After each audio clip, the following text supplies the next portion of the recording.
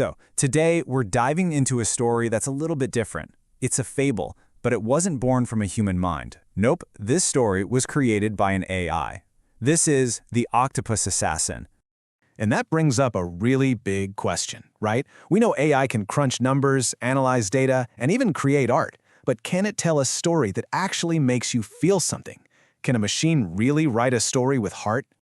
Well, let's talk about The Octopus Assassin. This isn't just some random experiment. This story, which was created with author Ryno du Toit, actually got nominated for a prestigious award.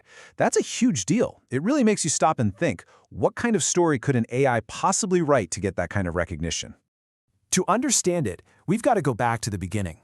And let me tell you, this story doesn't start in a happy place. It begins in a world of shadows and secrets, a time when people wanted to turn nature itself into a weapon. Just try to picture it. A secret lab, deep underground, humming with this kind of dark, intense purpose. Their goal wasn't exploration or discovery. It was about control, about domination. And at the absolute center of it all was one particular creature, a mimic octopus. Now, this is where things get really fascinating. You have this incredible, mysterious, super clever creature on one hand, but on the other, you have this scientist, Dr. Jack von Black, who looked at it and didn't see a wonder of nature. He saw a tool.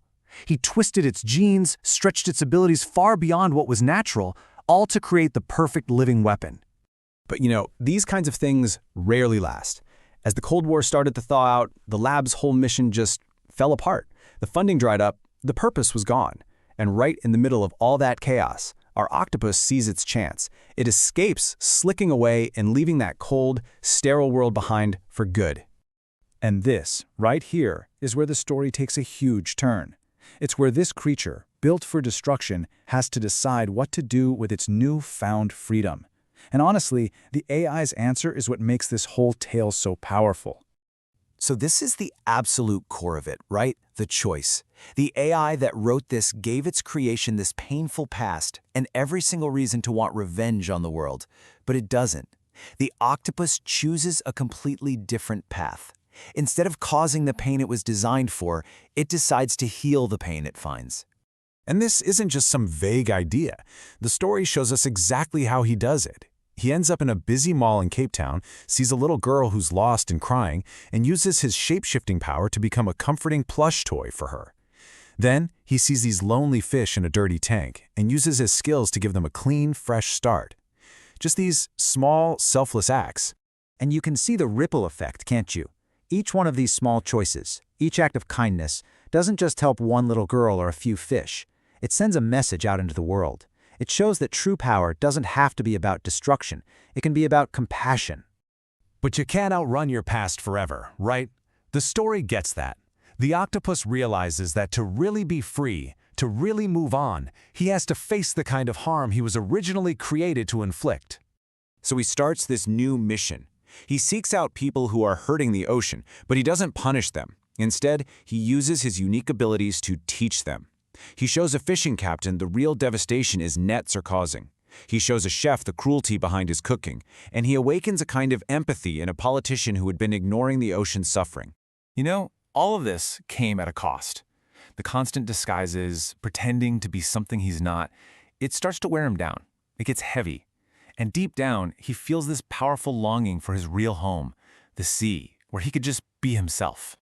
All right, so that brings us to the final chapter of his time on land. He knows it's almost over, but he's got one last important thing to do. He puts his focus on that politician, the person who has the power to make real, lasting change. And through one final, powerful interaction, he makes sure that the man's newfound empathy isn't just a fleeting thing. He basically transforms him from someone who was blinded to the problem into a true champion for the ocean. His legacy is secure. And just like that, with his work done, he's gone. No big farewell, he just slips back into the ocean, leaving the human world behind. He doesn't leave anything physical, just whispers, stories, a legend. And this is really the beautiful note the story ends on. It perfectly wraps up his entire journey, from this dark instrument of war to a symbol of hope. It's a classic fable, really, that even from the deepest, darkest places, hope can rise up, just like the tide. So, it all comes back to where we started. This entire story, written by an AI, chose to be a tale about compassion and redemption, not revenge and destruction. It kind of makes you wonder, doesn't it?